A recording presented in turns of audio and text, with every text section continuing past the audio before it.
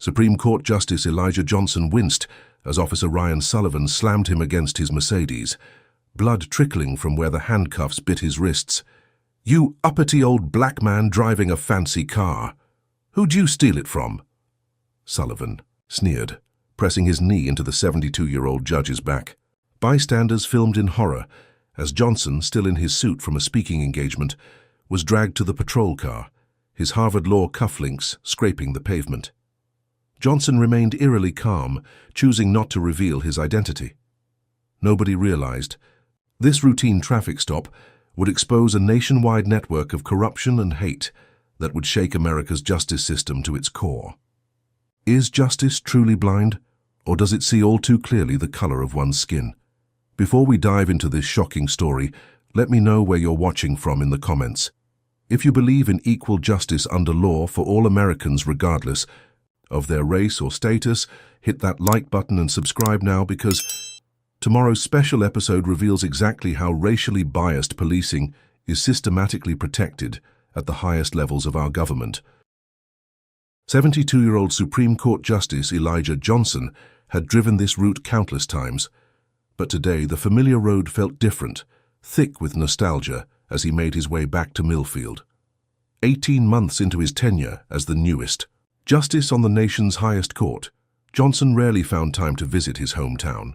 This small detour on his way back from a law school commencement address seemed necessary, a pilgrimage to the roots that had shaped his understanding of justice.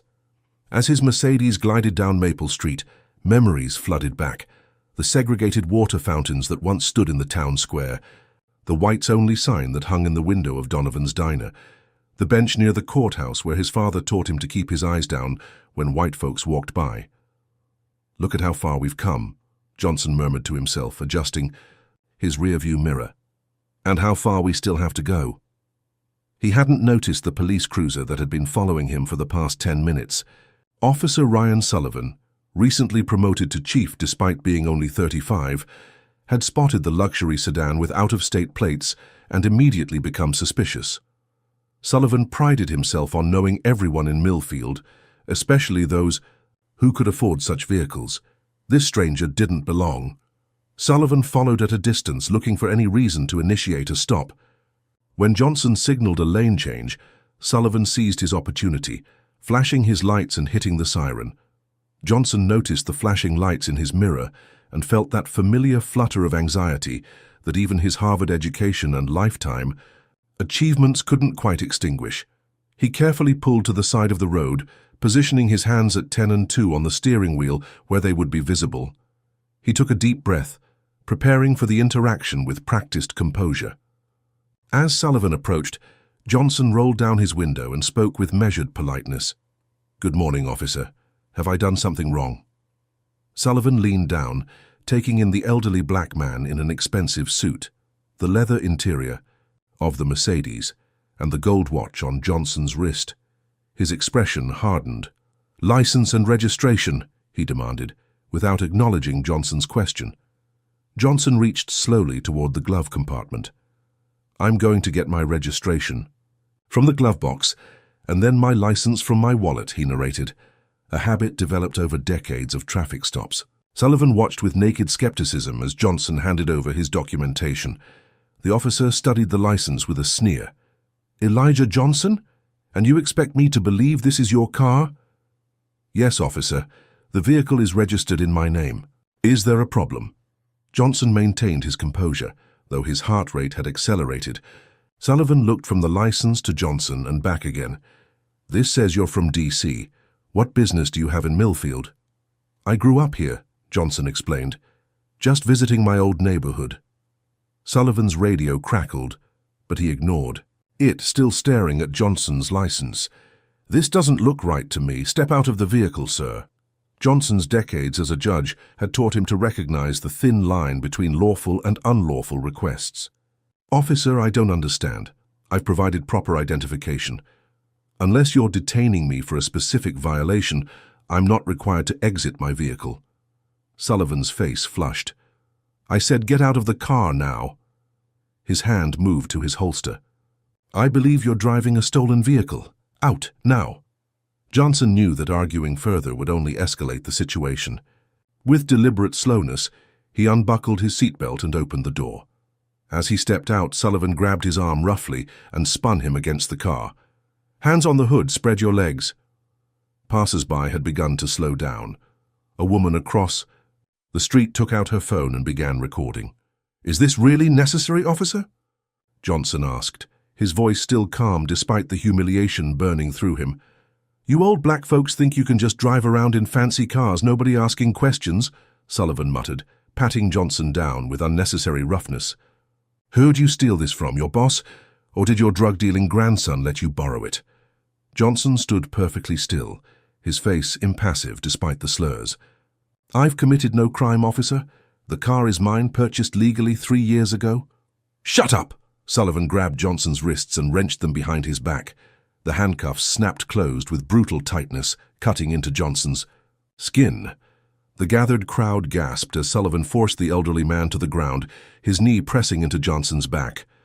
"You're hurting him," someone shouted. "He's an old man." "Mind your business unless you want to join him," Sullivan shouted. "Back. I know what I'm doing."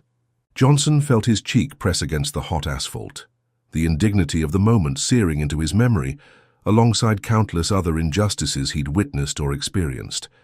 Yet, unlike those past moments, something was different.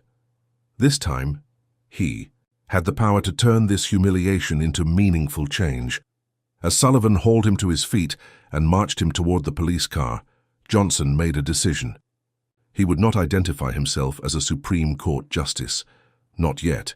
First, he would experience exactly what any other black man in America would endure.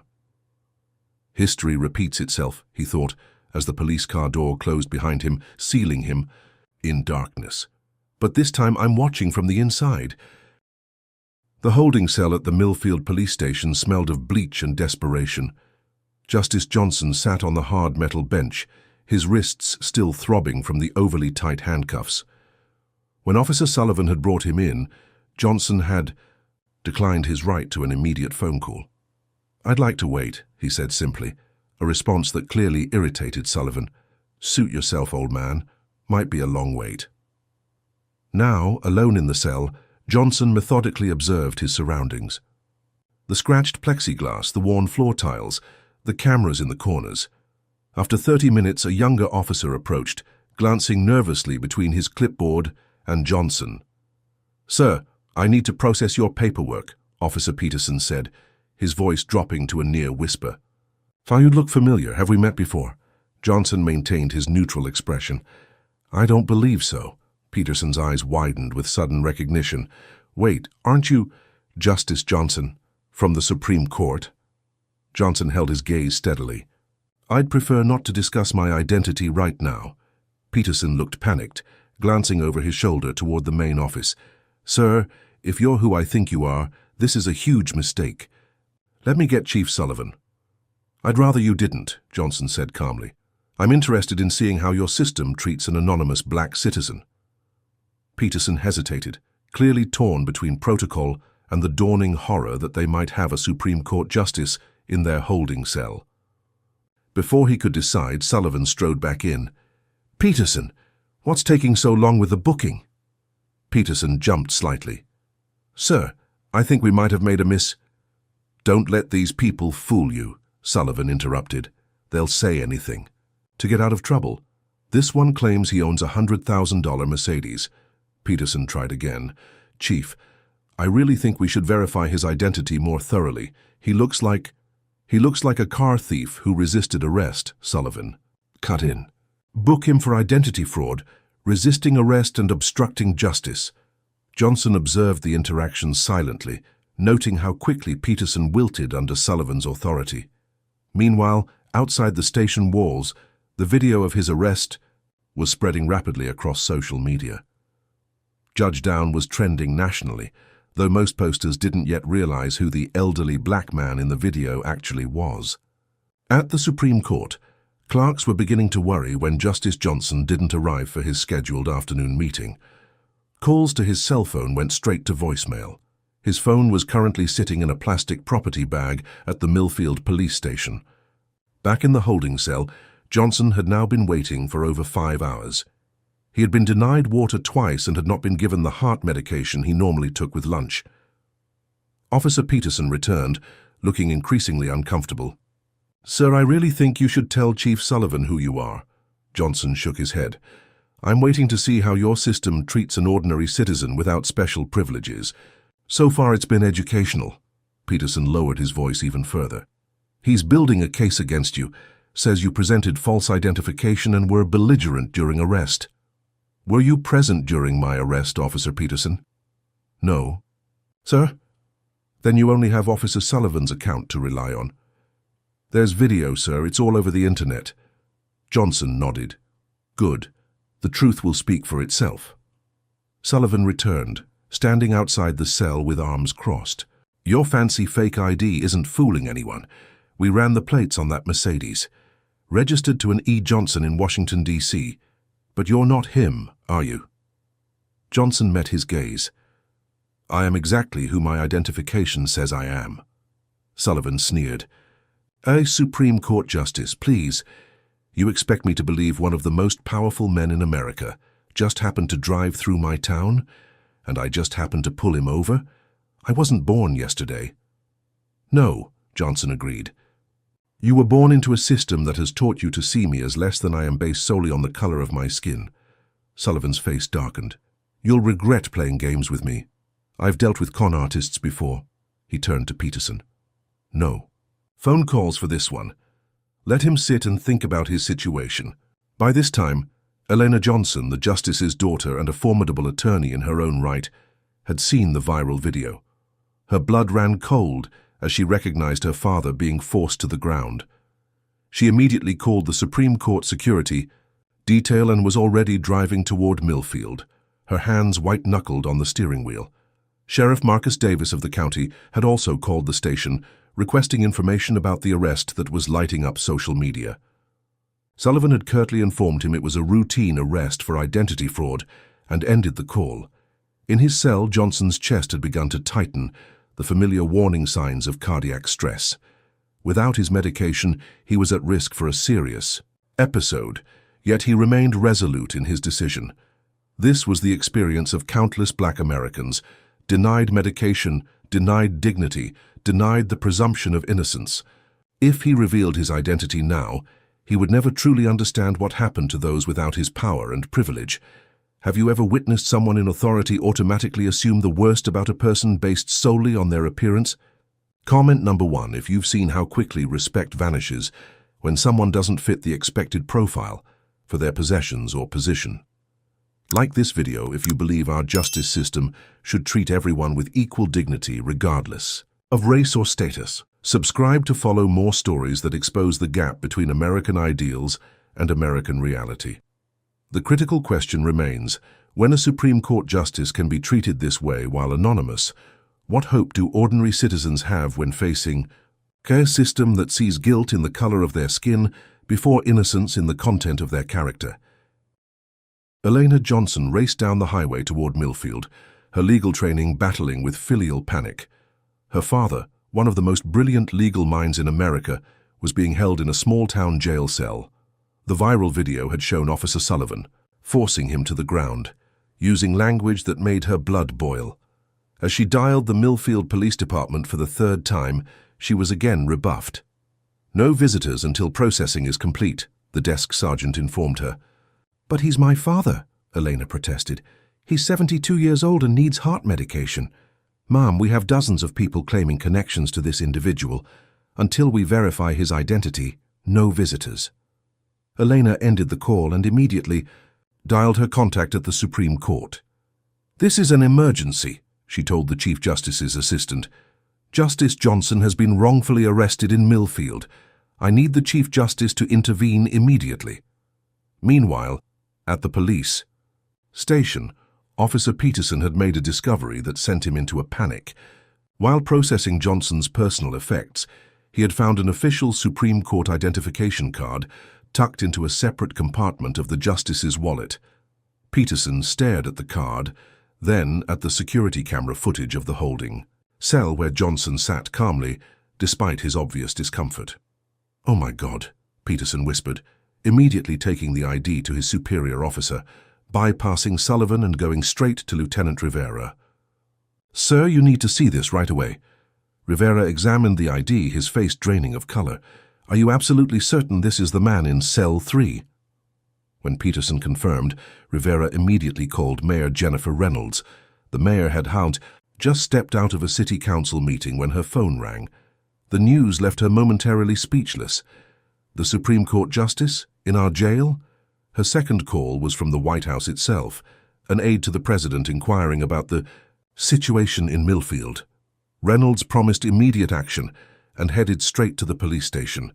Sullivan was in the middle of preparing additional charges against Johnson when Mayor Reynolds burst into the station, followed by Lieutenant Rivera and a visibly shaken Peterson. "Sullivan, what the hell is going on? Do you know who you've arrested?" Sullivan straightened defensively. "A con man using fake ID, claims to be some big shot from D.C. Reynolds thrust the Supreme Court identification toward him.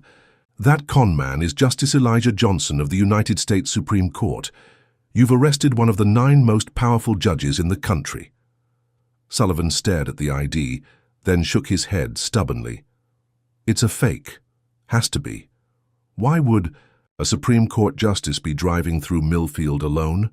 "Because he grew up here, you idiot!" Reynolds was nearly shouting now. "Release him immediately and pray to God he doesn't sue this entire department into oblivion." Sullivan still hesitated. "Mayor, with all due respect, if this is some elaborate scam—" "It's not a scam," Peterson interjected. "I recognized him from the news. That's really him." Reynolds didn't wait for further debate. "Where is he? Take me to him now." They rushed to the holding cell, only to find Johnson slumped on the bench, his breathing labored and his skin ashen. "He needs medical attention." Reynolds knelt beside him. "Justice Johnson, can you hear me?" Johnson's eyes opened slowly. "My medication," he managed. "In my briefcase, in the car." "Call an ambulance," Reynolds ordered. "Now!" Even as paramedics rushed in, Sullivan stood by the cell door, still in disbelief. "Uncuff him immediately," Reynolds demanded. Sullivan reluctantly complied, but his expression remained defiant. "This doesn't make sense. Why wouldn't he identify himself?" Johnson, now being lifted onto a stretcher, fixed Sullivan with a penetrating gaze. "Because the law should protect everyone equally, not just those with titles." As Johnson was wheeled toward the waiting ambulance, Elena arrived, rushing to her father's side. "Dad, what did they do to you?" She turned furiously to Sullivan. "You had him for hours without his medication. He could have died." Sullivan found himself facing the full force of Elena's legal expertise. "This department will face the largest civil rights lawsuit in state history. False arrest, excessive force, denial of medical care, racial profiling. Shall I continue?" The mayor stepped between them. "Ms. Johnson, I assure you, Officer Sullivan's actions do not reflect our department's policies. He's being placed on immediate administrative leave pending investigation." "Too little, too late," Elena replied, her anger barely contained. "My father nearly had a heart attack in your custody after being racially profiled and physically assaulted." News vans were already assembling outside the station. The story had exploded nationally. Supreme Court Justice arrested, denied medical care. The White House press secretary issued a statement. "The President is deeply concerned about reports regarding Justice Johnson and has directed the Attorney General to monitor the situation closely." As Johnson was loaded into the ambulance, reporters shouted questions. Sullivan watched from the station doorway, his face a mask of confusion and growing fear as the magnitude of his actions began to sink in. Back at the station, Officer Peterson revealed that Sullivan had a history of complaints related to racial profiling.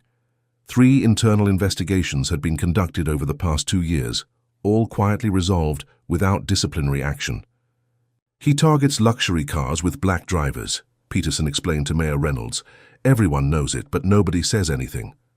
At the hospital, Johnson was stabilized and given his medication. Elena remained by his side, coordinating with the Supreme Court security team now en route to Millfield. When they were finally alone, Johnson took his daughter's hand. "This was never about me, Elena. They could have killed you," she replied, tears in her eyes. "Do you realize that? Johnson nodded solemnly. "And they have killed others with less power, less privilege. That's why I didn't tell them who I was. I needed to experience what millions of our people face every day." Elena understood her father's principles, but couldn't hide her fear. "So what now? The media's going crazy. The court needs you back in D.C. Johnson looked toward the window, his expression resolute. "This isn't over, Eleanor. Not by a long shot. This is just the beginning. Now we're going to see how the system really works." The hospital room became Johnson's temporary headquarters as he recovered from his cardiac episode. Against medical advice, he insisted on reviewing the legal options Elena had prepared. "We're filing a federal civil rights lawsuit," she explained, arranging documents on his bedside table. "Racial profiling, excessive force, deliberate indifference to medical needs." Johnson nodded, studying the papers through his reading glasses. "And Officer Sullivan." "On administrative leave with pay," Eleanor reported with clear disgust. "But that's about to change." Meanwhile, across town, Sullivan had been released on bail following a brief detention for processing. His unexpected champion was the Brave Police Coalition, BPC, a powerful organization that advocated for law enforcement officers regardless of circumstances. "We stand behind Officer Sullivan 100%, declared BPC spokesman Thomas Griffin at an impromptu press conference. "This rush to judgment against an officer simply doing his job is unacceptable." Within hours, the BPC had secured high-profile attorney James Whitaker for Sullivan's defense. Whitaker, known for representing officers accused of misconduct, wasted no time launching a counter-offensive. "Justice Johnson has a documented history of anti-police bias in his rulings," Whitaker told reporters gathered outside his office. "This incident will be used to further his political agenda against law enforcement." The statement was a gross mischaracterization of Johnson's judicial record, but it spread quickly through certain media channels. By evening, several conservative news outlets were running segments questioning whether Johnson had engineered the incident to advance police reform. More disturbing was the appearance of an edited version of the arrest video on social media platforms. The carefully cut footage omitted Sullivan's racial slurs and showed only the moment when Johnson tensed as the handcuffs were applied, presented as resistance that justified Sullivan's subsequent force. Eleanor discovered the manipulated video while monitoring media coverage from her father's hospital room. "They're trying to control the narrative," she warned Johnson, "making it look like you resisted arrest." Johnson wasn't surprised. "The truth has enemies, Elena, always has." Their conversation was interrupted by a call from Elena's assistant. "Ms. Johnson, we've received multiple threatening messages at the office. The police are involved, but they're recommending personal security." Similar threats had appeared at the hospital, forcing administrators to move Johnson to a secure floor and restrict visitor access. Security cameras caught a man attempting to access Johnson's room, claiming to be from the court. But he fled when questioned. The hospital increased security, with armed guards now stationed outside Johnson's door. James Whitaker's media campaign intensified, suggesting Johnson had a personal vendetta against law enforcement, dating back to civil rights protests in the 1960s. "Justice Johnson has carried this bias his entire career," Whitaker claimed on a nationally televised interview. "His rulings consistently undermine police authority and officer safety." In reality, Johnson's judicial record showed a nuanced, case-by-case approach to law enforcement issues, but the narrative gained traction among those predisposed to believe it. The town of Millfield became divided, with demonstrations supporting both Johnson and Sullivan. BPC organized a rally that drew hundreds of Sullivan supporters, many carrying signs reading, "Back the Blue" and "Sullivan was right." Johnson watched the coverage from his hospital bed, his expression unreadable. "Your father has quite the poker face," remarked Dr. Martinez, checking Johnson's vital signs. "But your blood pressure tells a different story, Justice Johnson. Try to stay calm." Calm became increasingly difficult as the attacks escalated. Johnson's medical records were somehow leaked to a right-wing website, which published an article questioning whether his cognitive decline and heart condition made him unfit to serve on the court. The breach of privacy was blatant, but the damage was done. Eleanor's investigative team made a disturbing discovery. Sullivan had connections to a militia group called the Protectors of Tradition, TPG, a white nationalist organization with chapters in several states. Photos showed Sullivan at a TPG gathering 2 years earlier, though he claimed it was just a barbecue with friends. More alarmingly, communications between TPG members revealed they had been monitoring Johnson since his appointment to the court, considering him a threat to traditional values. Eleanor presented her findings to Johnson, just as news broke that Johnson's childhood home in Millfield, preserved as a historical landmark after his appointment to the court, had been vandalized overnight. Security footage showed masked individuals spray-painting racial slurs and BLM hoax across the facade before setting fire to the porch. The fire was extinguished before major damage occurred, but the message was clear. This was no longer just about a traffic stop. It was war.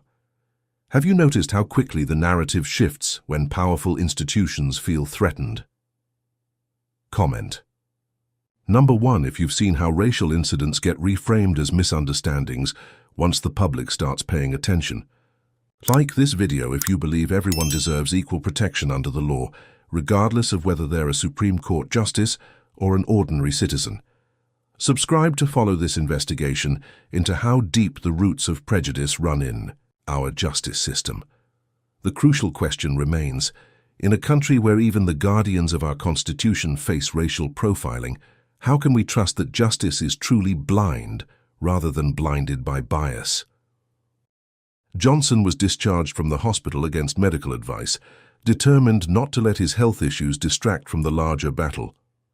The media circus awaiting him outside resembled a presidential press conference rather than a hospital discharge.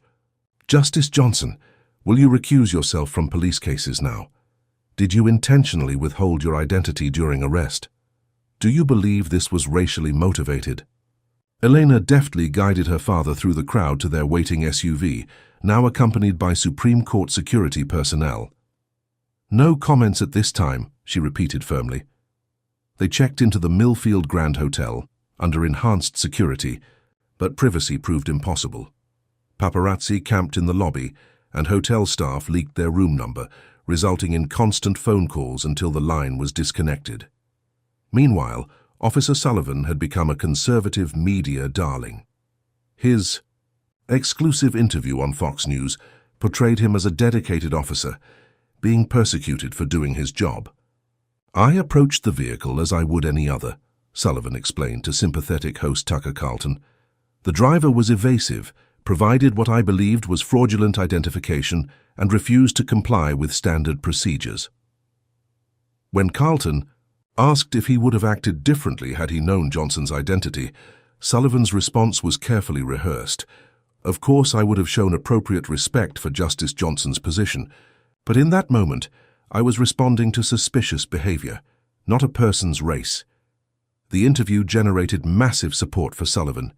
The Brave Police Coalition organized a rally outside Millfield Police Headquarters that drew over 3,000 supporters, many from neighboring states. Speakers denounced the anti-police agenda and warned that officers couldn't do their jobs if they had to walk on eggshells around minorities.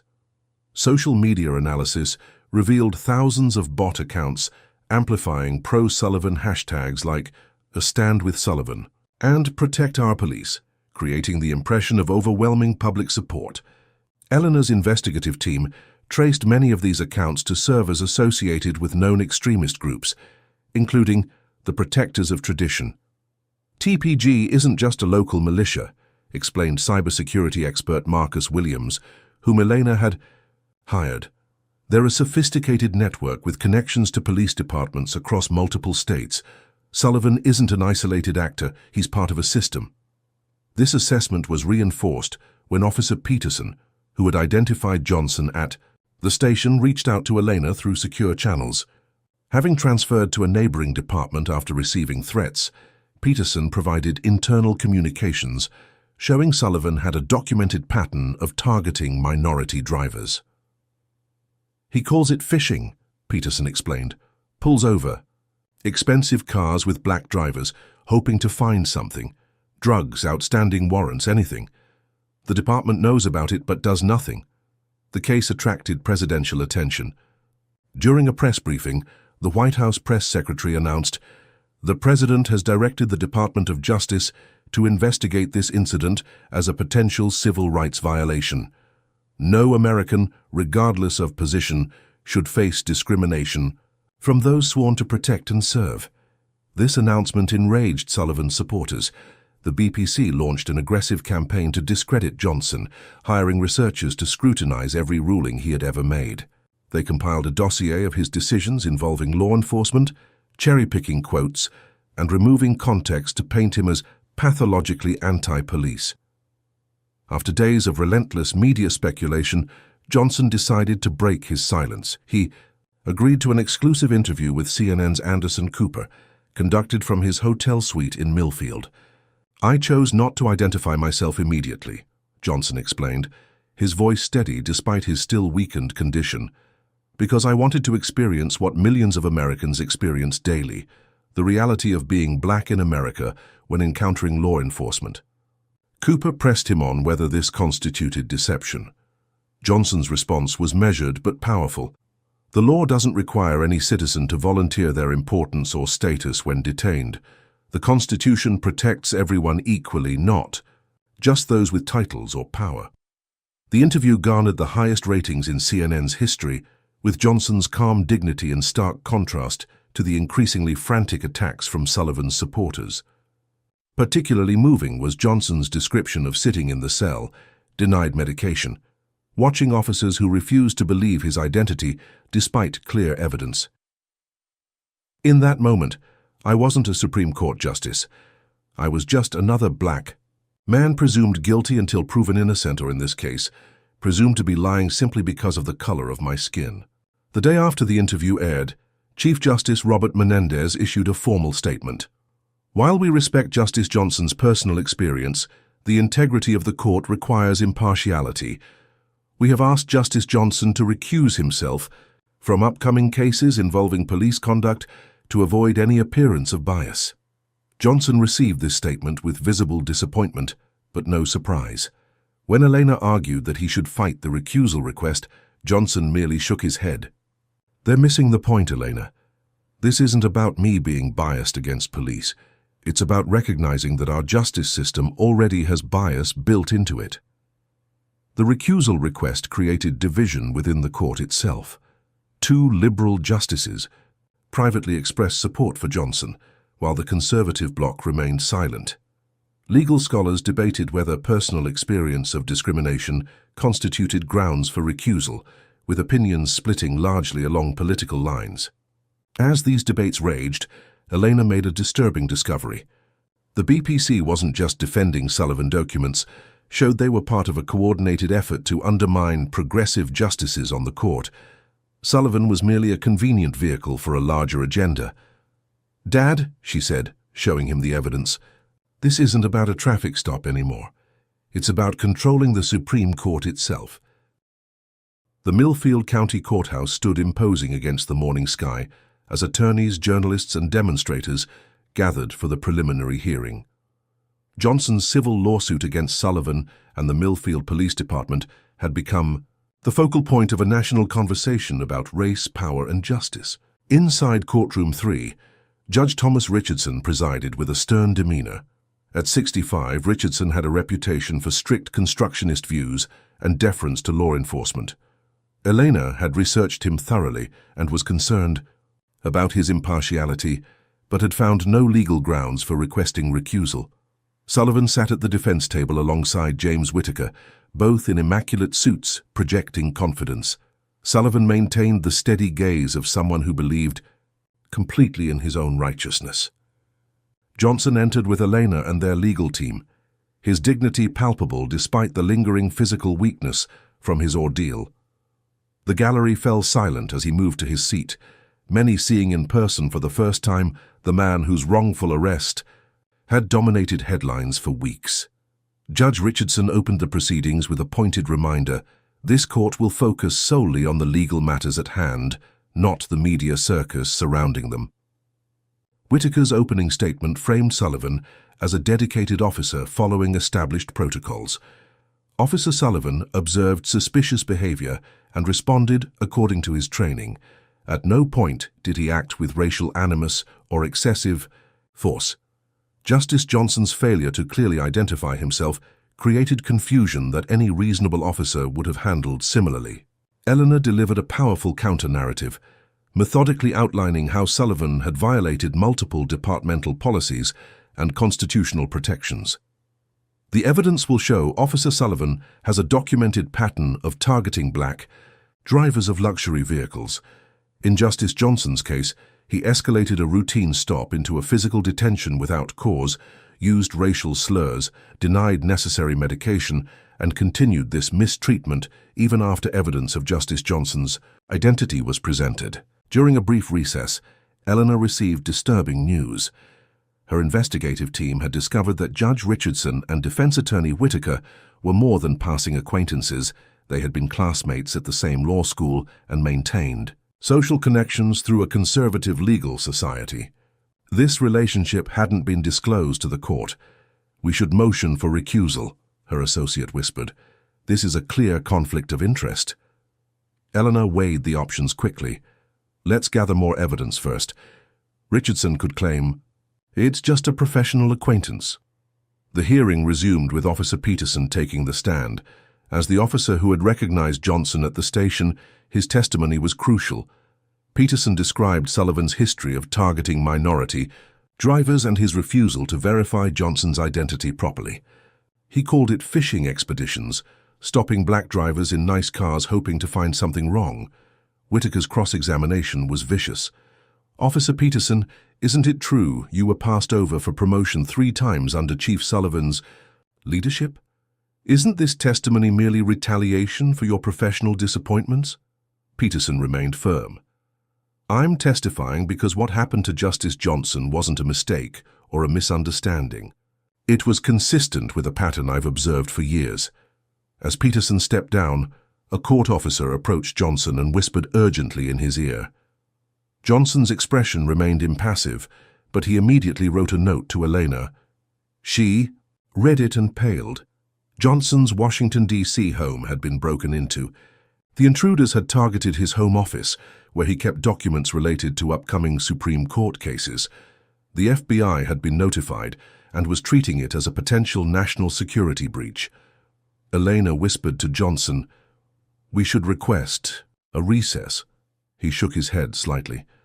"We continue. This is exactly what they want to distract us from this case." The FBI's preliminary assessment suggested the break-in was highly sophisticated, not a random burglary.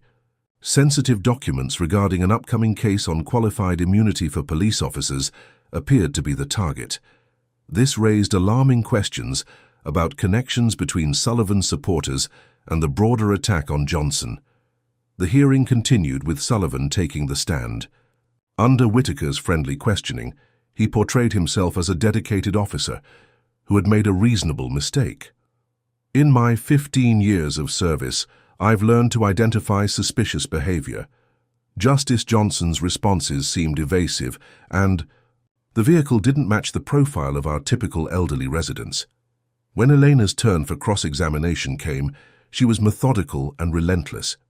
"Officer Sullivan, you testified that Justice Johnson was evasive, yet body camera footage shows he answered all your questions directly. Can you explain this discrepancy?" Sullivan shifted uncomfortably. It was his tone, his body language. "And what about the racial slurs captured on bystander video? Were those also part of your standard procedure?" Before Sullivan could answer, Richardson interrupted. "Counsel, please confine your questions to established facts, not inflammatory." "Accusations," Elena persisted. "Your Honor, the racial language is documented in multiple videos submitted as evidence." Richardson's bias became increasingly evident as he sustained nearly every objection from Whitaker, while overruling Elena's valid procedural points. The pattern was so blatant that journalists in the gallery began exchanging glances. During another tense exchange, Elena received an urgent message. The protectors of tradition had issued a statement threatening to release compromising information about Johnson if he didn't withdraw his lawsuit. The threat was being investigated as potential witness intimidation. As the day progressed, Richardson consistently ruled against Johnson's legal team, excluding key evidence including Sullivan's history of complaints. When Elena forcefully objected, Richardson warned her about contempt of court. The atmosphere in the courtroom grew increasingly tense, with Johnson remaining the only consistently calm presence. The hearing took a dramatic turn with the arrival of Sarah Martinez, the young woman who had recorded the original viral video of Johnson's arrest. Though not originally scheduled to testify, she had been added to the witness list after providing an enhanced version of her recording that clearly captured Sullivan's racial slurs. Martinez never made it to the courthouse steps. Her car was run off the road by an unmarked black SUV, and while she escaped with minor injuries, the message was clear. Witnesses should stay silent. Have you ever watched powerful institutions close ranks to protect their own, regardless of the evidence? Comment number 1. If you've noticed how judges, police, and politicians often create different standards of justice depending on who's in the defendant's chair. Like this video if you believe our legal system needs transparency and accountability at every level, from street officers to Supreme Court justices. Subscribe to follow this case as we reveal how deep the corruption goes and what's really at stake in this battle. When those sworn to uphold justice conspire to obstruct it, what does it say about the foundations of our legal system? Is Judge Richardson's apparent bias merely personal, or part of a larger effort to protect police from accountability? The courtroom fell silent as Sarah Martinez entered, her arm in a sling from the car accident, determination etched across her young face. As the original videographer who had captured Johnson's arrest, her testimony and, more importantly, her complete unedited video directly contradicted Sullivan's sanitized account. The full footage played on the courtroom screens, clearly showing Sullivan using racial slurs and excessive force. Most damning was Sullivan's audible comment, "These people need to learn their place," as he forced Johnson to the ground. Judge Richardson had no choice but to admit the video into evidence, though his reluctance was palpable. Sullivan watched from the defense table, his face flushing with anger. As Martinez completed her testimony, Sullivan leaned toward his attorney, then stood abruptly. "This is all a setup," he shouted, pointing at Johnson. "You people will do anything to take down." "Good cops." Court officers quickly restrained Sullivan, but not before he added, "You'll regret this, Justice Johnson. People are watching." Richardson called an immediate recess, ordering Sullivan to compose himself or face contempt charges. Despite this outburst, Richardson continued his pattern of favorable rulings for the defense, finding technicalities to exclude damaging evidence against Sullivan. He announced he would take the matter under advisement, rather than issuing an immediate ruling on whether the case could proceed to trial. Outside the courthouse, Martinez found her car vandalized, the letters TPG spray-painted across the windshield alongside a crude threat. Police officers took photos, but suggested it was probably just kids, despite the obvious connection to the protectors of tradition. That evening, Elena met with an FBI contact in a nondescript coffee shop miles from Millfield. Agent Rebecca Torres slid a file across the table. "TPG isn't just a local problem," Torres explained quietly. "They're part of a national network, with members in law enforcement, judiciary, even some political offices. They've been on our radar for years, but they're careful, compartmentalized." The file contained financial records showing TPG received funding through complex channels, linked to several police unions and private donors, including foundations connected to the Brave Police Coalition. More disturbing were communications suggesting coordinated efforts to influence judicial appointments and undermine civil rights cases. "We've identified at least 23 judges with connections to TPG or affiliated groups," Torres continued, "including Judge Richardson." Elena wasn't surprised but asked, "Why tell me this? Why not act on it officially?" Torres glanced around before answering, "There's resistance from above. Some of our leadership doesn't want to politicize these investigations. Until recently, we didn't have enough evidence for major action. But Johnson's case has accelerated things. The stolen documents from Johnson's home provided another shocking revelation. They were found in the apartment of Michael Collins, a TPG member who worked as a security contractor. The FBI raid recovered not only Johnson's papers, but evidence of surveillance operations against several progressive judges and civil rights attorneys. Most alarming was a detailed dossier on upcoming Supreme Court cases related to police accountability, with strategies for influencing outcomes through media campaigns, witness intimidation, and judicial pressure. Johnson digested this information in his hotel suite, the implications even more serious than he had imagined. "This goes beyond Sullivan or Millfield," he told Elena. "They're targeting the entire judicial process." Johnson's investigation revealed that 2 other Supreme Court justices had undisclosed connections to the Brave Police Coalition, having attended BPC-funded seminars and speaking engagements. While not illegal, these connections raised serious questions about impartiality in police-related cases. Elena herself became a target. Her phone showed signs of sophisticated hacking, her emails were accessed, and she was followed by unmarked vehicles. Hotel staff reported strangers asking questions about her schedule, forcing her to change accommodations repeatedly. In the midst of this escalating situation, James Whitaker approached Elena with a proposal. "This can all go away," he offered, during an unexpected encounter in the courthouse parking garage. Justice Johnson drops the lawsuit, issues a statement about a misunderstanding, and TPG ends their campaign against him. Elena's response was immediate. "We don't negotiate with extortionists." Whitaker's smile faded. "This isn't a negotiation, Ms. Johnson, it's a courtesy. Your father's reputation won't survive what comes next." Elena reported the interaction to the FBI, but the implied threat materialized regardless. That evening, conservative media outlets began running stories about an alleged recording of Johnson discussing how to manipulate Supreme Court rulings against police. The recording, obviously synthesized using artificial intelligence, nevertheless created immediate controversy. Audio experts quickly identified it as fake, but the damage was already done. The Supreme Court's Chief Justice called Johnson directly. "Elijah, this has become untenable. The court's credibility is being questioned because of your personal crusade." "It's not a crusade, Robert," Johnson replied calmly. "It's a matter of justice and truth. Nevertheless, the court has voted. We're requesting you take a leave of absence until this matter is resolved, for the good of the institution." Johnson sat in silence after the call ended, contemplating how quickly the very institution he had served had abandoned him. He was fighting not just Sullivan or even TPG, but a deeply entrenched system designed to protect itself at all costs. "They're afraid," he finally told Elena, "not just of me, but of what this case represents. If a Supreme Court justice can successfully challenge police misconduct, it opens the door for everyone else." Elena nodded grimly. "So what do we do now? They're coming at us from every direction." Johnson's expression was one she had seen throughout. Her childhood, the calm determination that had carried him from the segregated streets of Millfield to the highest court in the land.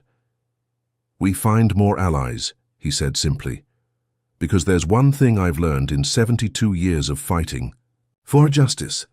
The truth has power, but only when enough people stand behind it." Justice Johnson stood at the hotel window, watching rain streak down the glass as night fell over Millfield. The past weeks had shaken his faith in the institutions he had served his entire life. The Supreme Court, his home for 18 months, had asked him to step aside. The legal system he had championed was being manipulated against him. Even the FBI seemed unable or unwilling to fully confront the forces arrayed against him. "Maybe we're fighting a losing battle," he murmured, uncharacteristic doubt creeping into his voice. Elena looked up from her laptop. "That doesn't sound like my father." Johnson turned, a weary smile crossing his face. "Even old warriors get tired, Elena." Their moment of reflection was interrupted by a knock at the door. Security protocols had been established after multiple threats, a specific knock pattern followed by a password. Elena checked the peephole before opening the door. To admit Professor Walter Matthews, a distinguished academic specializing in extremist organizations. Matthews, 60, with salt and pepper hair and wire-rimmed glasses, carried a worn leather briefcase filled with research that had made him the leading authority on groups like the Protectors of Tradition. "Thank you for coming, Professor," Johnson said, shaking the man's hand. "I appreciate the risk you're taking." Matthews nodded grimly. When a Supreme Court justice is being targeted by domestic extremists, staying silent isn't an option. Over the next hour, Matthews laid out the intricate connections between BPC, TPG, and key figures in law enforcement and judiciary. "These aren't separate organizations," he explained, spreading documents across the coffee table. "They're different faces of the same movement, one that believes certain people deserve protection under the law, while others don't." Matthews traced financial connections, showing how police unions funneled money through foundations to support judges and politicians who opposed accountability measures. Judge Richardson has received over $50,000 in speaking fees from BPC-affiliated groups. He's attended their leadership retreats for 5 consecutive years. The professor had compiled a database of judicial decisions showing how Richardson consistently ruled in favor of police officers accused of misconduct, dismissing 87% of excessive force cases before trial. Meanwhile, Officer Peterson was experiencing the cost of standing against this system. His car windows were smashed, the word traitor scratched into the paint. Despite filing a police report with photographic evidence, no investigation was initiated. Peterson's new department had begun questioning his loyalty after pressure from unnamed colleagues in Millfield. Sarah Martinez faced similar retaliation.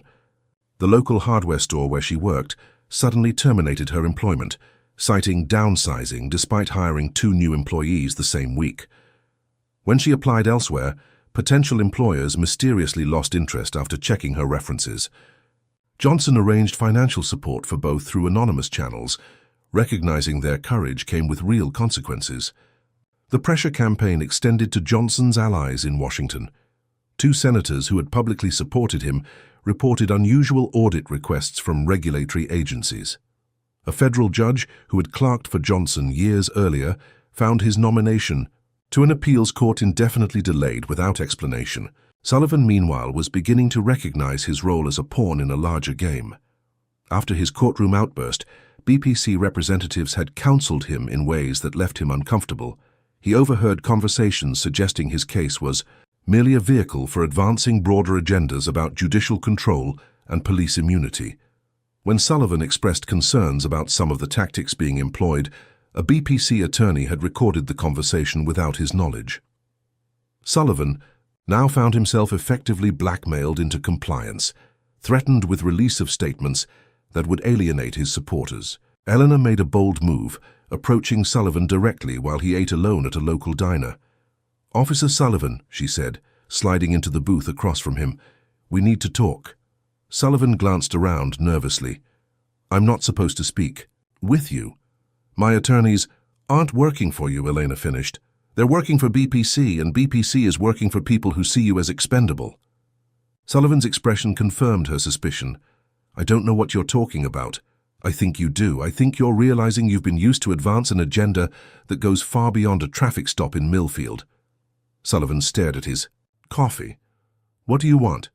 "The truth. About TPG, about BPC's involvement, about who's really pulling the strings."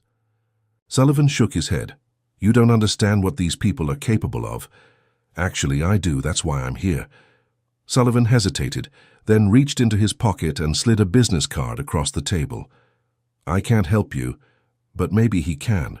The card belonged to Detective Marcus Williams of the State Police, with a handwritten note, "Evidence in Lockbox 447, First National." It was a start, a small crack in the wall of opposition. The real breakthrough came from Johnson's investigation into the upcoming Supreme Court docket. A case scheduled for the following month, Daniels v. Chicago Police Department, would decide whether qualified immunity could be denied to officers who violated clearly established rights with demonstrable malice. If the court ruled for the plaintiff, it would create the first significant limitation on qualified immunity in decades, potentially exposing officers to personal liability for misconduct. This is what they're afraid of, Johnson realized. Sullivan's Case isn't the target, it's Daniels. They need to discredit me before the Daniels argument, because they know I'll vote to limit immunity. The Brave Police Coalition's financial records, obtained through Elena's FBI contact, confirmed massive resource mobilization around the Daniels case. Police unions nationwide had contributed to a special fund dedicated to preserving officer protections, a thinly veiled reference to maintaining absolute qualified immunity. Johnson arranged a confidential meeting with Senator Catherine Huang, who chaired the Judiciary Committee and had been investigating extremist infiltration of law enforcement. "We've been building a case for over a year," Huang confirmed in her Capitol office. TPG, BPC, and at least 6 other organizations form a network designed to shield police from accountability and advance white nationalist ideologies within the justice system. When Johnson asked why this investigation hadn't progressed further, Huang's answer was blunt: political interference. 3 separate investigations have been stalled by pressure from leadership in both parties. Police unions have enormous political influence, and no one wants to be labeled anti-police in an election year. Sullivan's lockbox yielded a USB drive containing internal BPC communications about Operation Gavel, their campaign to influence the Supreme Court. The evidence was damning but would be challenging to use in court due to questions about chain of custody and legal acquisition. As Johnson reviewed these developments, Sullivan's police cruiser was found abandoned on a rural road, blood on the driver's seat, and his service weapon missing. Local authorities immediately suggested he had fled to avoid prosecution, but Eleanor's sources indicated a much darker possibility: Sullivan had become a liability to those he had served, and liabilities were being eliminated. Have you noticed how whistleblowers who expose systemic corruption often face more severe consequences than the wrongdoers they reveal? Comment number 1. If you're troubled by how quickly Officer Peterson and Sarah Martinez lost their livelihoods simply for telling the truth, like this video if you believe our justice system needs to protect those who stand up against powerful interests, not punish them. Subscribe to follow this investigation as we uncover the forces manipulating our courts from the shadows.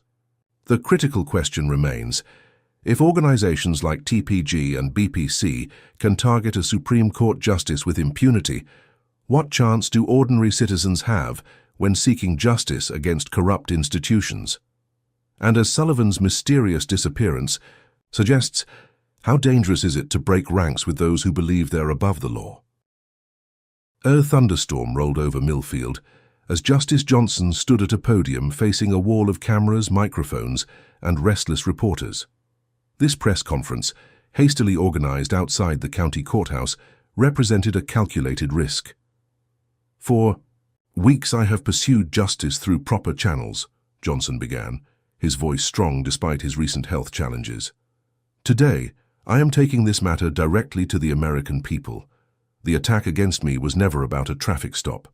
It was about silencing a voice on the Supreme Court before a landmark decision on police accountability." The assembled media erupted with questions, but Johnson continued methodically, laying out the connections between Sullivan, BPC, and the campaign to discredit him before the Daniels case.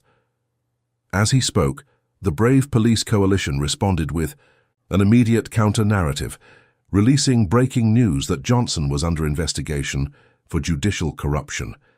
The allegation, entirely fabricated, claimed federal authorities were examining suspicious payments to Johnson from civil rights organizations.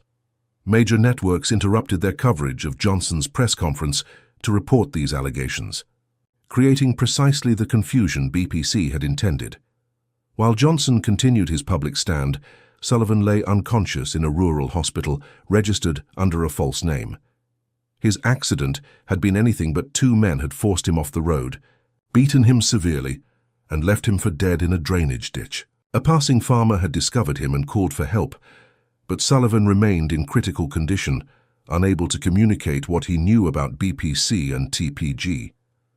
Elena established a protective detail at the hospital, convinced that Sullivan now possessed critical evidence against those who had orchestrated the entire affair. The USB drive found in Sullivan's lockbox contained more than just communications. Hidden in an encrypted folder was a video recording of a BPC strategy session where leaders explicitly discussed using Sullivan's case to neutralize Johnson before the Daniels decision. Most damning was a comment from James Whittaker. "If we can't control the court's composition, we control its credibility. No one will trust Johnson's opinion after we're done." The recording also revealed that Judge Richardson had been specifically selected to handle Johnson's lawsuit based on his reliability in protecting police interests. FBI Director Samuel Harrington had initially resisted fully investigating these connections, citing concerns about politicizing the Bureau. That changed when Agent Torres presented evidence directly linking TPG to domestic terrorism investigations already underway. Director Harrington finally authorized a formal inquiry, bringing the Bureau's considerable resources to bear on the case. Professor Matthews identified financial connections between TPG and several right-wing media outlets that had been promoting anti-Johnson narratives. "It's a classic influence operation," he explained during a strategy session in Johnson's hotel. "Sweet. They're creating an alternative reality where Johnson is corrupt and Sullivan is the victim." Johnson's daughter Jessica, an investigative journalist who had been reporting from Washington, uncovered another crucial puzzle piece. Congressional staffers had leaked information about unusual pressure being applied to lawmakers who supported police accountability measures. Those who backed such reforms faced unexpected primary challenges, mysterious audits, and targeted misinformation campaigns in their districts. The pressure wasn't partisan. Both Democrats and Republicans who questioned qualified immunity found themselves under attack. Johnson decided to leverage his position to force the FBI to take more decisive action. In a private meeting with Director Harrington, he laid out the evidence of coordination between extremist groups and their infiltration of law enforcement.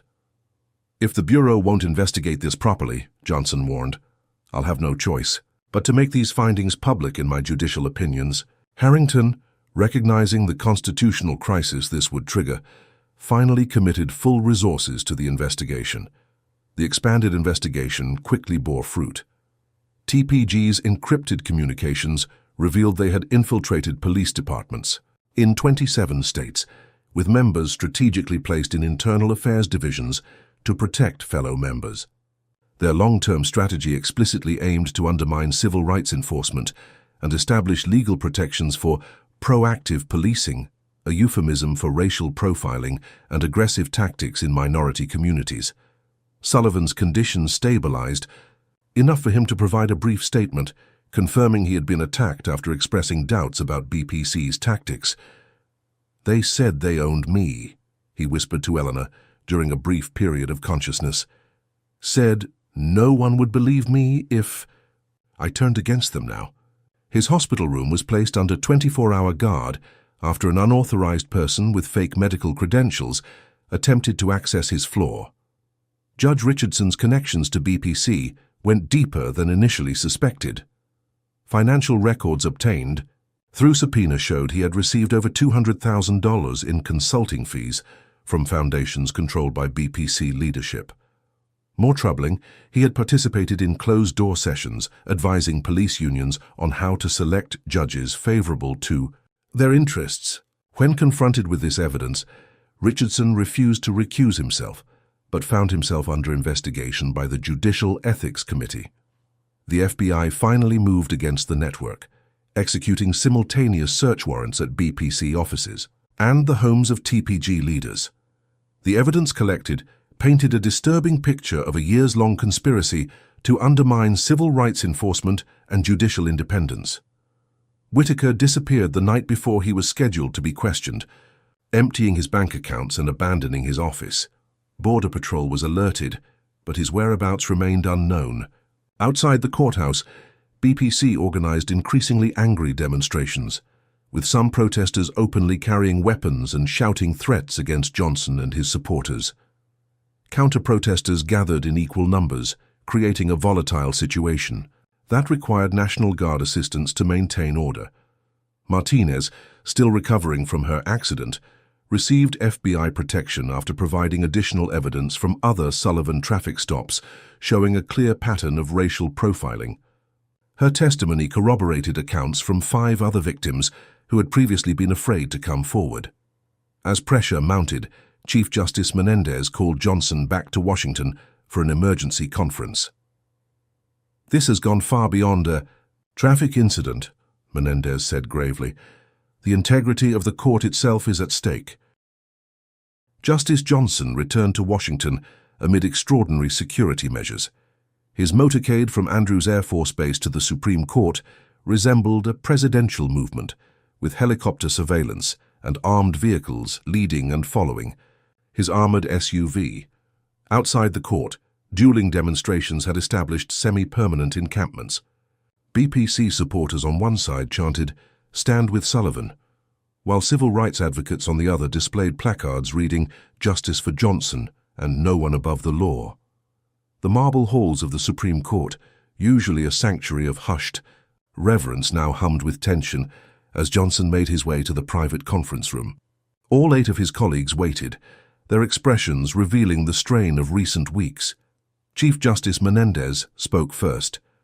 "Elijah, we've called this extraordinary session to address the situation directly.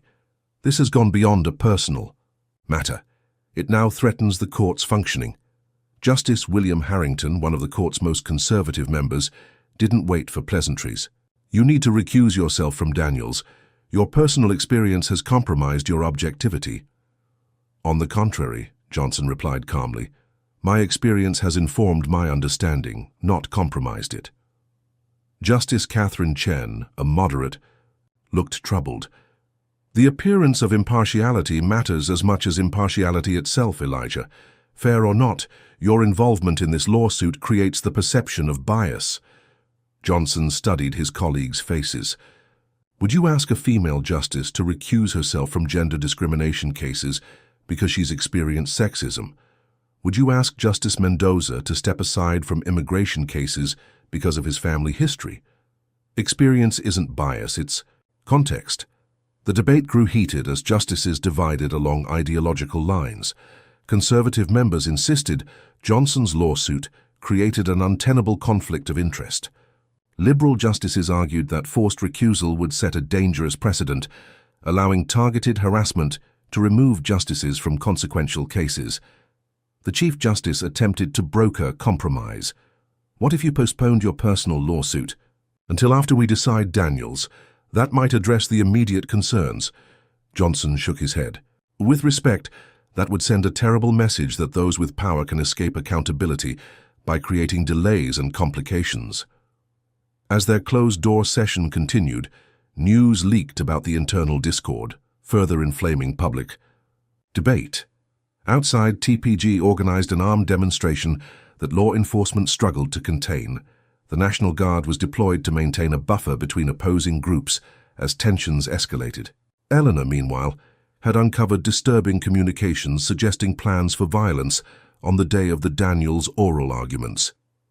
"They're calling it the last stand," she told her FBI contact. "Multiple chapters planning to converge on the court." Security around the Supreme Court building reached unprecedented levels, with snipers positioned on rooftops and bomb-sniffing dogs checking all vehicles. Johnson returned to his chambers to find a message from the White House. The president was concerned about national harmony and hoped Johnson would consider all options to reduce tensions. The implied pressure to step aside was clear, if diplomatically phrased. Working late into the night, Johnson drafted a preliminary opinion on Daniels, circulating it to his colleagues as a discussion document. His analysis methodically dismantled the absolute protection of qualified immunity, proposing a new standard that would preserve protection for good faith errors while removing immunity for malicious or reckless violations of constitutional rights. The draft sent shockwaves through the court. Justice Anthony Fitzgerald, typically a reliable conservative vote, requested a private meeting with Johnson. "Your analysis is more compelling than I expected," he admitted in Johnson's chambers. "But I'm concerned about the practical implications for law enforcement." Johnson seized this opening. Police need discretion to do their jobs effectively, but they don't need immunity for deliberately violating the rights they're sworn to protect. There's a balance to be struck. Their discussion continued for hours, Fitzgerald asking increasingly detailed questions about Johnson's proposed standard. When he left, Johnson felt the first glimmer of hope that his experience might actually change minds, rather than simply harden positions. This hope was tested when Justice Bernard Morris, the court's most conservative member, accused Johnson of allowing personal grievance to overshadow legal analysis in a scathing response memo. Morris argued that any limitation on qualified immunity would lead to a paralyzing wave of frivolous litigation against officers. Johnson was drafting his response when Elena called with alarming news. Email exchanges between Justice Morris and BPC leadership had been discovered, showing Morris had received talking points about qualified immunity directly from the organization. While not explicitly unethical, these communications raised serious questions about external influence on the court's deliberations. "Should we expose this?" Elena asked. Johnson considered the implications carefully. Revealing a colleague's inappropriate communications would irreparably damage the court's functioning and public trust. Keeping silent would allow improper influence to go unchecked. Before he could decide, the FBI arrived with urgent information. They had intercepted communications about a credible assassination threat against Johnson, planned for the day of the Daniels arguments. The threat specifically mentioned exploiting the security procedures of the court building, suggesting inside knowledge of protocols. "We're recommending you withdraw from public appearances temporarily," the agent advised, "at least until we can identify and neutralize this threat." Johnson sat in silence after they left, weighing his responsibilities to the court, to the Constitution, and to the principles of justice he had defended throughout his life.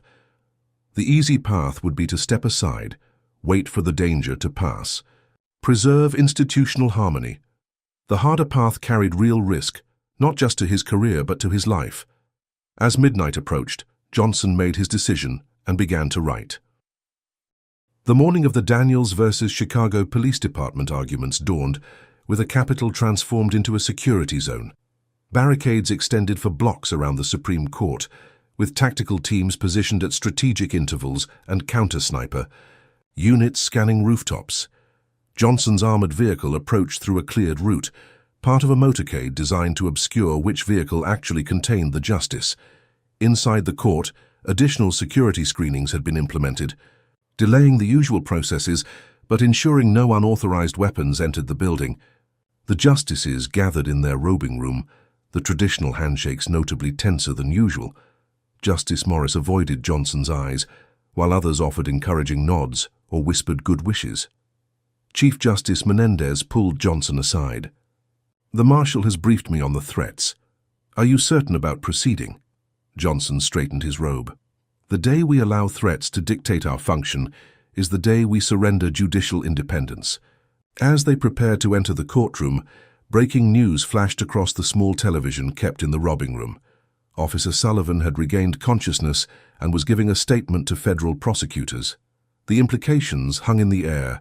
As the marshal announced, "The Honorable, the Chief Justice and the Associate Justices of the Supreme Court of the United States."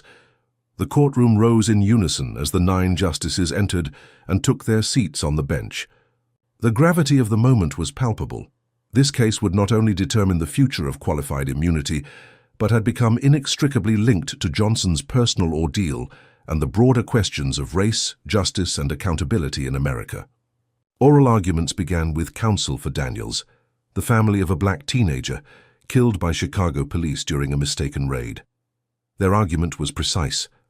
Qualified immunity should not protect officers who violate clearly established rights with demonstrable malice or reckless disregard. The questioning from the bench revealed the justices' divisions, with conservative members concerned about exposing officers to excessive litigation and liberal justices focusing on accountability for constitutional violations. Johnson remained mostly silent during the first half of arguments, listening intently as his colleagues explored the implications. When he finally spoke, the courtroom stilled completely. "Counsel, how do we balance the legitimate need for police discretion against the equally legitimate right of citizens to be free from unconstitutional treatment?" His question, measured and careful, gave no hint of his personal experience. The attorney responded with a proposed standard that would shield good faith errors while exposing deliberate misconduct. Arguments from the police department's counsel emphasized the practical challenges officers face, the split-second decisions required, and the chilling effect any limitation on immunity might create. Justice Morris pressed this point repeatedly, suggesting officers would hesitate in dangerous situations if worried about personal liability. When Johnson's turn came again, his question shifted the framework entirely. The Constitution doesn't guarantee efficiency in law enforcement. It guarantees rights to citizens. Isn't the relevant question not whether limitation creates challenges for police, but whether immunity, as currently constructed, undermines constitutional protections? A murmur passed through the courtroom at this reframing. More surprising was Justice Fitzgerald's follow-up, building on Johnson's premise rather than contradicting it. This subtle shift suggested Johnson's draft opinion had indeed influenced his thinking. As arguments continued, security officers quietly entered the courtroom, whispering urgently to the marshal. The marshal approached the bench, passing a note to the Chief Justice. Menendez read it, his expression grave, and called for an immediate recess. The justices filed out as confused murmurs filled the courtroom. In the conference room, they received the news. Police had intercepted an explosive device at a service entrance, and a TPG member disguised as maintenance staff had been arrested with a weapon. The building was being evacuated as a precaution. "They're trying to stop this proceeding by any means necessary," Eleanor told her father, as security personnel escorted them to a secure location. Sullivan's testimony must have them desperate. Sullivan, from his hospital bed, had confirmed the existence of Operation Gavel, the coordinated effort to influence court decisions through intimidation, misinformation, and strategic litigation. His testimony implicated James Whitaker, BPC leadership, and several high-ranking police officials in conspiracy to obstruct justice. Most damning was his account of Judge Richardson's explicit promise to handle Johnson's lawsuit in exchange for BPC support for a federal bench nomination. The evacuation and security sweep delayed proceedings for 3 hours. When the court reconvened in a secure alternate location, the atmosphere had changed dramatically. The attempted attack had shocked even the most conservative justices, making concrete the threat to judicial independence. Arguments resumed with a new gravity, the constitutional questions no longer academic, but urgently real. Johnson, when his turn came again, spoke with quiet authority. The framers understood that power requires restraint, that authority unchecked becomes tyranny. Qualified immunity, as currently constructed, removes that restraint, placing certain actions beyond review, beyond accountability. When we tell any official they cannot be questioned, we invite abuse. To the surprise of many observers, Justice Fitzgerald nodded visibly during Johnson's comments. More shocking was Justice Morris's uncharacteristic silence, his earlier aggressive questioning replaced by thoughtful listening.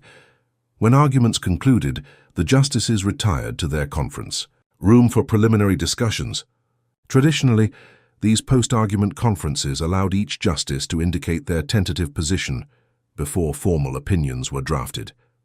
The Chief Justice began as usual, stating his inclination to maintain qualified immunity with minor modifications. When Johnson's turn came, he spoke not of legal technicalities, but fundamental principles. Today we faced a physical threat intended to prevent us from fulfilling our constitutional duty. We recognize this as an attack on the rule of law itself. Yet when citizens face similar threats from those claiming official authority, we have created a doctrine that places certain abuses beyond legal remedy. He described his experience in Millfield not as a victim seeking sympathy, but as a jurist who had observed firsthand how qualified immunity enables and protects misconduct. "I've seen both sides now, the need for authority and the devastating consequences of its abuse. Our challenge is not to choose between order and rights, but to create a standard that preserves both." Johnson outlined his proposed standard. Immunity would remain for reasonable mistakes and good faith errors, but would not shield conduct that knowingly or recklessly violated clearly established rights. As he finished, Justice Fitzgerald spoke, unexpectedly. "I've been considering Justice Johnson's draft opinion carefully. While I've historically supported broad immunity, I find his distinction between good faith errors and malicious violations persuasive." This statement sent ripples through the conference. If Fitzgerald joined the court's 4 liberal justices, they would have a majority to significantly reform qualified immunity for the first time in decades. The session concluded without final decisions, as was customary. But the shift in momentum was unmistakable. As they prepared to leave, Johnson received word that Sullivan had identified a Supreme Court clerk who had been passing internal information to BPC, explaining how they had known specific details about security protocols and hearing schedules. The investigation was expanding by the hour, revealing the extent of the conspiracy Johnson had unwittingly exposed through a routine traffic stop in Millfield. 3 months after the Daniels arguments, Justice Johnson stood in Millfield's town square, now transformed for a community reconciliation ceremony. The Supreme Court's landmark 5-4 decision in Daniels had fundamentally reshaped qualified immunity, creating the new Johnson standard that protected police discretion while removing immunity for malicious or reckless violations of constitutional rights. Justice Fitzgerald had indeed joined the court's liberal wing, writing a concurring opinion that cited his evolving understanding of how immunity affected real communities. The decision sent shockwaves through law enforcement nationwide, triggering reforms in department policies and training protocols. In Millfield, the changes were even more profound. Ryan Sullivan had pleaded guilty to civil rights violations in exchange for testimony against BPC and TPG leadership. His cooperation had been crucial in unraveling the broader conspiracy, though it earned him the enmity of former allies. At his sentencing, Sullivan made a public apology to Johnson. "I was wrong in how I treated you, and wrong in the assumptions I made based on race. I'm committed to making amends through action, not just words." His 5-year sentence was substantially reduced in recognition of his cooperation and the attempts on his life by former associates. The Brave Police Coalition's operations had been decimated by federal investigations, with 17 leaders indicted for conspiracy, witness tampering, and obstruction of justice. Financial records revealed millions in undisclosed funds used to influence judicial selections and intimidate critics. James Whitaker was eventually apprehended in Costa Rica, living under an assumed identity. He now faced multiple felony charges, including conspiracy to obstruct justice and witness intimidation. Documents found in his possession revealed detailed plans to manipulate media coverage and judicial processes in police misconduct cases nationwide. Judge Richardson's career ended in disgrace. The judicial ethics investigation uncovered not only his BPC connections, but a pattern of ex parte communications with defense attorneys in police misconduct cases. He resigned before formal removal proceedings could begin, though criminal investigations continued. Officer Peterson received the Millfield Police Department's new Integrity and Service Award, established to recognize officers who uphold constitutional principles even at personal cost. He had been promoted to lead a new community relations unit focused on rebuilding trust between police and minority residents. Sarah Martinez, whose video evidence had been crucial, received a full scholarship to journalism school, funded by a foundation Johnson established to support citizens who document civil rights violations. Her accident resulted in criminal charges against 2 TPG members who had targeted her. The FBI investigation expanded beyond Millfield, identifying TPG-affiliated officers in 73 police departments across the country. This led to the largest police corruption probe in American history, with hundreds of cases being reviewed for misconduct and civil rights violations. The Supreme Court clerk who had leaked information to BPC was identified as Justice Morris's former law clerk, raising uncomfortable questions about Morris's own connections to the organization. While no evidence directly implicated Morris in wrongdoing, the revelation had damaged his standing on the court. Most surprisingly, the experience had transformed Justice Fitzgerald, historically a reliable conservative vote. Working closely with Johnson on the Daniels opinion had changed his perspective on how legal doctrines affect real communities. Their unlikely alliance had continued in subsequent cases, creating a more unpredictable voting pattern that legal analysts were still trying to decode. Sometimes, Fitzgerald told Johnson privately, we need to be shaken out of our ideological comfort zones. The ceremony in Millfield marked the opening of the Johnson Center for Constitutional Policing, a training facility where law enforcement officers would learn best practices for effective policing that respected constitutional rights. Johnson had used his settlement from the city, which he had initially refused but accepted on condition it fund the center, to create this living legacy. What happened to me was never about one traffic stop or one officer, Johnson told the assembled crowd. It was about systems that enable and protect misconduct, about doctrines that place certain actions beyond accountability, and about the courage required to challenge those systems. He acknowledged Sullivan, now participating in the center's training programs as part of his rehabilitation. Transformation requires acknowledging mistakes, making amends, and committing to change. True justice isn't about punishment, but about restoration of rights, of dignity, and of trust. The broader impacts of Johnson's experience continued to reverberate through American society.